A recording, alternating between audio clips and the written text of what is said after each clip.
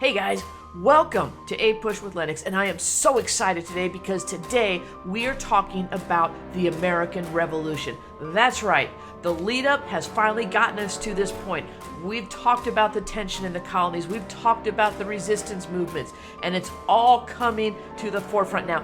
Now it's time to say enough is enough. We are going to fight for our independence. So let's get started. The American Revolution. Fight for the right and to build the nation's might, and the army goes rolling along. Proud of all we have done, fighting till the battle's won, and the army goes rolling along. And it's high, high, hey, the army's on its way. Count off the cages loud and strong. For wherever we go, you will always know that the army goes rolling along. Now, just as a quick recap, remember, coming out of the French Indian War, England is looking to impose its power over the colonies. They're stripping away salutary neglect. They're starting to tax the colonies more, and with every single tax that Parliament tries to implement, the colonists are going to fight back, whether it's through the Sons of Liberty and their intimidation tactics, their protests, their boycotts, whatever. They keep fighting back, and every time they do this, the English pull back the taxes. They repeal the taxes. But everything kind of comes to a head after the Boston Tea Party, when England implements the Intolerable Acts. And that's kind of the point where the colonists start looking and saying, man, maybe this is not going to continue to work out. That's when the colonists started stockpiling weapons. That's when they started training their militia, their Minutemen, being ready to go to fight at any point. And it all came to a head at the battles of Lexington and Concord, the official start of the American Revolution. Now that happens in April of 1775. By May of 1775, the Second Continental Congress is going to come together. And they're going to have to deal with, what are we going to do now? The First Continental Congress had sent over their Declaration of Rights and Grievances. They had set up the Continental Association, which would help plan for a possible, fight with the British. But now the fight has actually happened. Blood has been spilled on both sides, and the war is underway. Now, they're still hoping for peace. In July of 1775, the Second Continental Congress is going to send the Olive Branch Petition to King George III, basically saying, let's just hit a reset button. Let's start over. And if we can do that, let's start over right before 1763. So right before the proclamation line and right before you withdrew salutary neglect. Let's go to the way things were in 1754, before the French Indian War, when everybody was happy and we were making money and things were good. Well, they set that off. But just before they set that off, there had been another battle, the Battle of Bunker Hill. And this happened in Boston. Everything happens in Boston. And at this battle, the British actually win. However, they incurred massive losses, very heavy losses. So you got to picture King George III getting the Olive Branch Petition. At about the same time, he's getting word of the Battle of Bunker Hill. Hey, King, we won, but we really lost because of all the casualties. This is going to tick off the king, and he's basically going to say no to the Olive Branch Petition. Just kind of picture him taking it and just, no.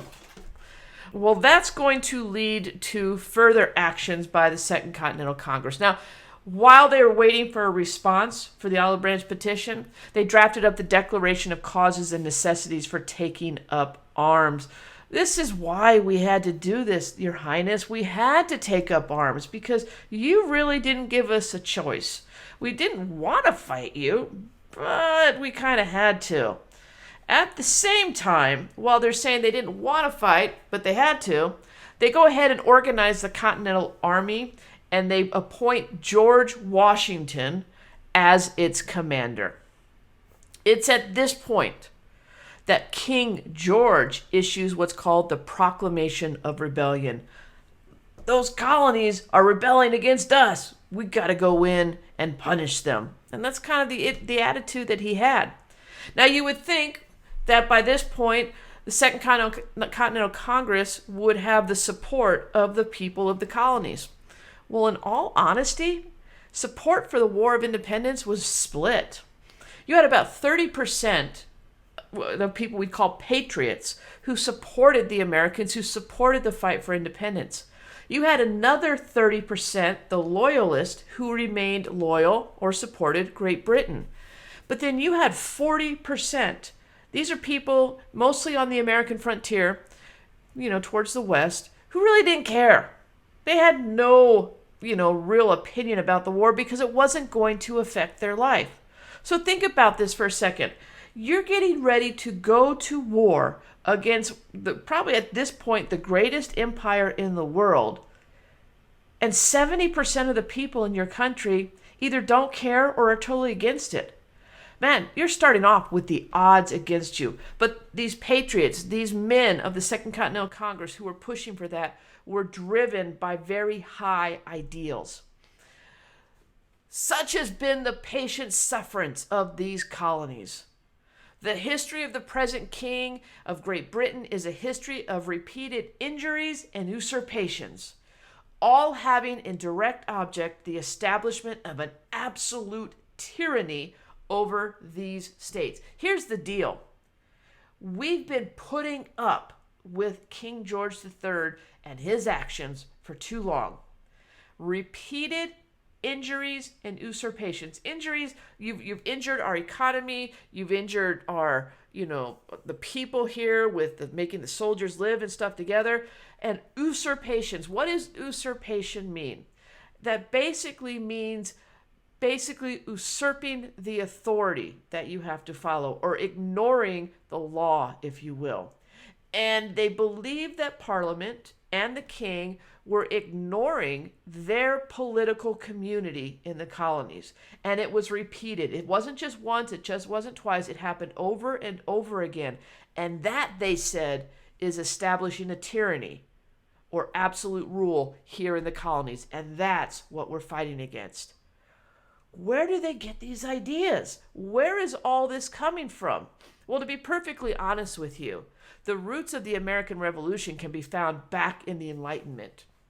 The Enlightenment had taken place in the 1730s, 1740s, and people like John Locke and Rousseau inspired the colonists, inspired the patriots, because they knew that they had natural rights, the rights of life, liberty, and property, according to John Locke, and that government happens under the consent of those being governed, meaning you can't govern me unless I first give you the consent. I am giving you the power to govern over me. And they felt like England, we didn't give you the consent to tax us. We didn't give you the consent to send your troops and to live in our homes.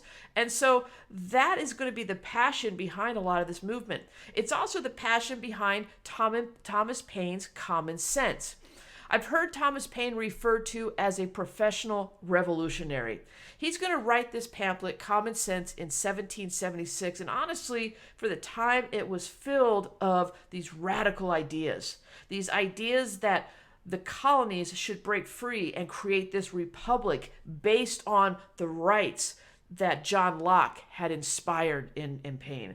And so these are the underlying currents for these men who are determined to fight for our independence from Great Britain, to set up our own government, to set up a government that was formed as a republic where every voice would be heard through representation. And, well, if you had property at the time, but that all comes back later. It all gets better. But this was their vision, and this is why they had it, because of the Enlightenment. This is going to lead to the drafting of the Declaration of Independence. Can you believe we've talked about all this stuff already? And, I mean, we fought Lexington and Concord. We fought at Bunker Hill. The Olive Branch Petition has been rejected. And we still haven't even gotten to the Declaration of Independence? Well, here we are. In the spring of 1776, Congress is going to appoint a a council of 5 men led by Thomas Jefferson to draft a Declaration of Independence. Now, a lot of times in history, people like to think of this Declaration of Independence as a letter that's going to be sent to the king to tell him, we're declaring independence from you. We really didn't have to do that, because if you remember correctly, the king has already issued a proclamation of rebellion. He's already said, hey, this is on. We're fighting.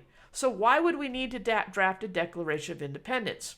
Well, remember that slide a few moments ago where I showed you who supported the war and who didn't, and you had about 70% of the people either not supporting or not caring? This is who this Declaration of Independence is really for. It's for the colonists. The goals of it, we're going to list the grievances, the complaints we have against the king that justify why we're doing this. We're hoping that this is going to rally more support. The loyalists, I don't know if they're going to join us, but those 40% who say they don't care, we need them on our side. Hopefully also, when other countries see what we're doing, they will be willing to help us, because we realize we can't win this war without help. The other goal was to create this broad appeal across all the colonists. You see, in his declaration, Thomas Jefferson is going to refer to these unalienable rights that all people have. Now, John Locke referred to those as natural rights. The rights we're born with: right, life, liberty, and property. But Thomas Jefferson is going to put his own spin on it and call them unalienable. And our unalienable rights are life, liberty, and the pursuit of happiness. What is that pursuit of happiness? Well, that's for the individual to decide. He's also going to say that through those unalienable rights, in order to keep those, we have to appoint a government by our choosing. That the power of government actually lies with the people. And if the people aren't happy with the government, they have the right to change that government and put in a government that they are happy with. And that was the whole purpose of the Declaration of Independence, to get that information to all the colonies. Now, did the king get a copy? Absolutely. But so did 13 other colonies. And so that's what I want you to understand, is while we are declaring our independence, it wasn't so much declaring our independence, hey, king, we're leaving you. It was declaring our independence, hey, colonists, this is what we got to do. Okay? Going into the war, there were some fundamental causes that I'd like to review with you real quickly. Some simple ones, some a little bit, more in depth. But number one, Americans were used to independence. They were used to living their life separate from England. It had only been in the last 13 years that England started to involve themselves in the day-to-day activities or the governance of the colonies. So when you get used to something, it's very hard when someone takes that away. The policies that Great Britain was putting in place, especially the taxation, was hurting a lot of the colonists, specifically the merchants. And they were not making as much money as they once had. It was a really, really bad time to reorganize their colonial structure. If you remember correctly, England decided to reorganize their colonies to take control back right after the French Indian War. Well, right after the French Indian War, the colonists were feeling pretty proud of themselves because they had fought with England, they had won with England, and they're like, yeah, we're good. And now all of a sudden England's going to come in and say, yeah, we're going to change things up a little bit. This ain't working for us right now. One of the things they changed, this whole idea of representation. Colonists, you don't need a voice over in Parliament. You're virtually represented. So virtual representation, or the lack thereof, was definitely a cause. With regards kind of some other things that you might not realize was going on, there was this possibility of an Anglican bishop being appointed by the English government over the colonies. We're getting back to that idea of a church and state being lockstep together, meaning that if an Anglican bishop is going to come in, they're coming in to do the bidding of the government of England. And like we saw with Roger Williams and others, we don't want to see that line crossed between the church and the government. We don't want the government to get involved in our churches. Nope, that was a big thing back then. Americans hated being second-class citizens, and that's how they're being treated after the French Indian War. They are looked down upon by the English soldiers and the English government officials that are coming in, and they feel like Parliament's not taking them serious. So they don't feel like they're being treated with the full respect of an English citizen. And so that means second-class citizen, that ain't good enough for us over here in America. Another thing that you might not realize has happened, but over the 65 years, 66 years that the English colonies have been in existence, other nationalities have been moving here. And 1/3 of the population in the English colonies weren't even English. So they could care less what the King of England or what Parliament wants for the colonies because they're not English citizens. So that also played a key role. And then finally, John Locke and natural rights and the whole Enlightenment movement. And we talked about that before. I don't need to go any further into that. Comparing these two, I'm going to be honest, Great Britain should have walloped us. It shouldn't have even been close. Now, when you look at these comparison charts, blue blocks is bad, okay? Great Britain, number one, they had a large population. They had a large military, a military of volunteers, and they hired mercenaries, Hessians, German soldiers who would fight for the highest bidder, and man, they were brutal. And they were fighting with Great Britain over here in the colonies. Their soldiers, they were disciplined, they had experience, they'd been trained. And on top of that, they had the Native Americans on their side. The Native Americans, remember, after Pontiac's Rebellion and the Proclamation of 1763, Great Britain had somewhat made peace with the Native Americans on the western frontier. So they'd say, hey, come fight with us and you might even get more land back or better trade or whatever. And Great Britain put the word out. Any slaves that escaped and came and fought with them, when Great Britain won, those slaves would be granted their freedom.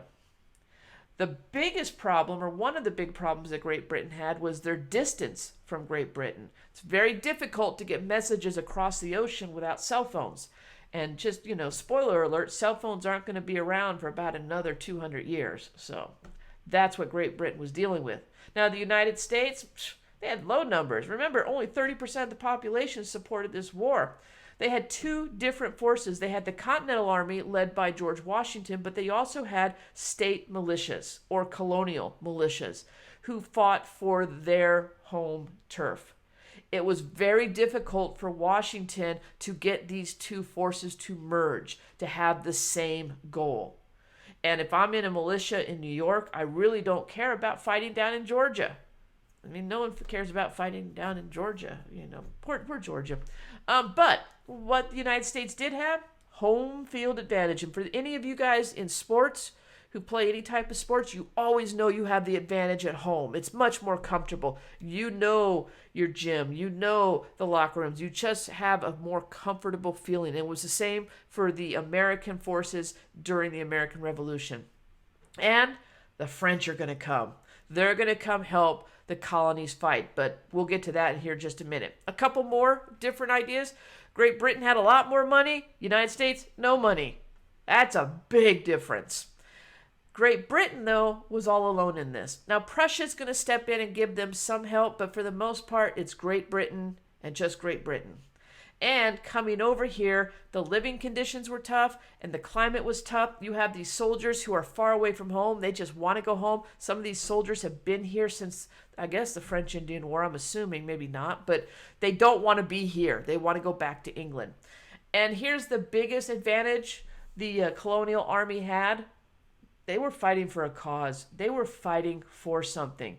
The troops for Great Britain, they're probably thinking, why are we fighting against these guys? We don't care if they want to leave. Go. We just don't want to fight anymore.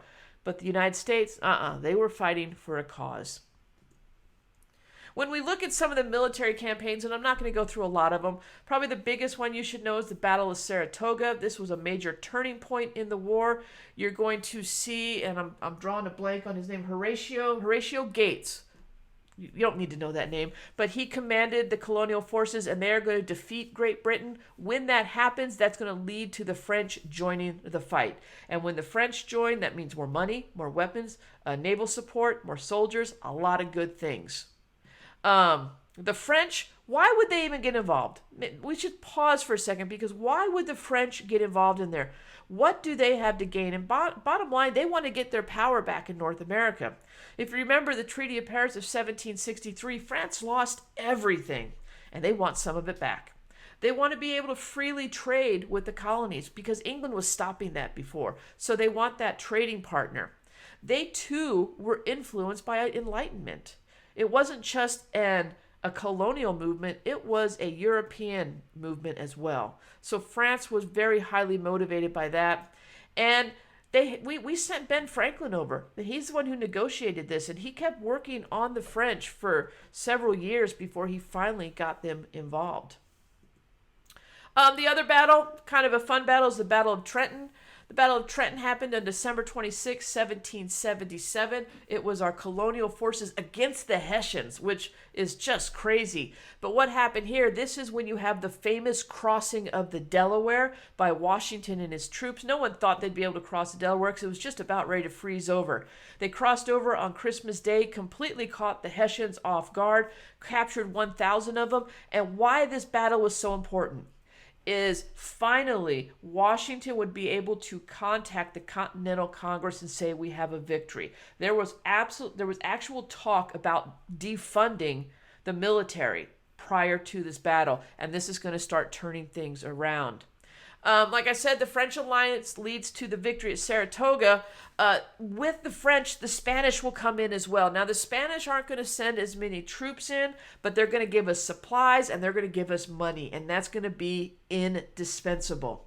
A lot of times when we look at the fighting, we think of it primarily up in New England, but there was fighting a lot down in the South. After Saratoga, the British said, why don't we, because Saratoga's up in New York, let's refocus and go take down the South. Now, they wanted to go down south for a couple of reasons, but the biggest one is that's where most of the loyalists lived.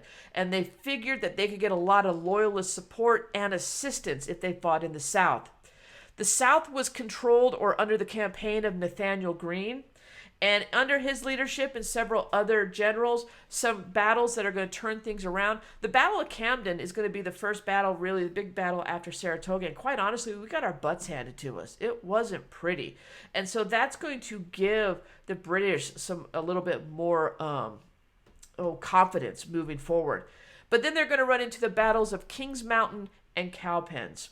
Now, the Battle of Kings Mountain, I mentioned that the British were looking for loyalist support in the South. Well, they absolutely got it, because the Battle of Kings Mountain was actually a battle between American militiamen and loyalist militiamen. It was one of the biggest all-American battles in history.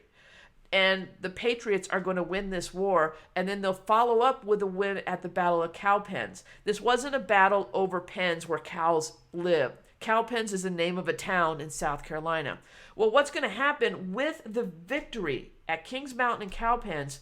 The English are going to they're going to be forced to turn back north. It's a turning point in the South, because South Carolina is not going to fall. So they turn back north, and they're going to start heading towards the final battle at Yorktown. Yorktown is going to be fought in 1781, and that will be the final battle of the war, where General Cornwallis is going to surrender to General Washington. And woohoo! America is free. We have our independence. That's going to lead us to the Treaty of Paris of 1783. That's two Treaty of Parises that you already have to know in American history. 63 ended the French Indian War. 83 ends the American Revolution.